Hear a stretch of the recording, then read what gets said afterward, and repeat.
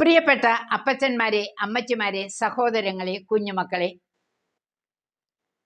1 യോഹന്നാൻ 2:17 തിരുവചനം, ദൈവഹിതം പ്രവർത്തിക്കുന്നവൻ എന്നേക്കും നിലനിൽക്കുന്നു. സ്നേഹമുള്ളവരെ,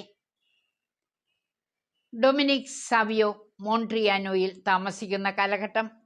അനുദിനം ദിവ്യബലിയിൽ പങ്കുകൊള്ളുന്ന ഡൊമിനിക്കിനെ വികാരിയച്ചൻ ഫാദർ കുഗ്ലീറോ നന്നായി ശ്രദ്ധിച്ചിരുന്നു. അവൻ്റെ അനാരോഗ്യം, മാതാപിതാക്കളുടെ ദാരിദ്ര്യം എല്ലാം പരിഗണിച്ച് അവനെ ഉയർന്ന വിദ്യാഭ്യാസത്തിന് ഒരു സലേഷ്യൻ സ്കൂളിൽ ചേർക്കുന്നത് നന്നായിരിക്കുമെന്ന് അദ്ദേഹം ചിന്തിച്ചു. ടൂറിനിലെ സലേഷ്യൻ സ്കൂളിൻ്റെ ആ ബോർഡിംഗ് സ്കൂളിലേക്ക് പ്രവേശനം ലഭിക്കാൻ ഡോൺ ബോസ്കോ അച്ഛൻ കത്തെഴുതി.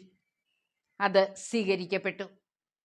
സ്നേഹമുള്ളവരെ, ഒരു വിശുദ്ധനാകേണ്ട പാഠശാലയായി ആ ഓറട്ടറി മാറുകയായിരുന്നു. നമ്മുടെ ജീവിതത്തിലും നമ്മുടെ മാതൃക മറ്റുള്ളവരിൽ എന്ത് പ്രതികരണമാണ് സൃഷ്ടിക്കുന്നത്? അത് നമുക്ക് ചിന്തിക്കാം.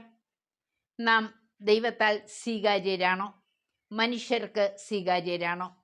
ഇവ രണ്ടും അനുസരിച്ചാണ് നമ്മുടെ വിധി നിർണയിക്കപ്പെടുന്നത്. ഈശോയോടൊത്ത് ചരിക്കുന്നവരെ എപ്പോഴും ഐശ്വര്യം പിന്തുടരും. നമുക്ക് പ്രത്യാശയോടെ ദൈവകരങ്ങളിൽ നമ്മെ തന്നെ സമർപ്പിച്ചുകൊണ്ട് അനുദിന ജീവിതം ക്രമീകരിക്കാം. ദൈവം നമുക്ക് ശക്തി പകരും, തീർച്ച.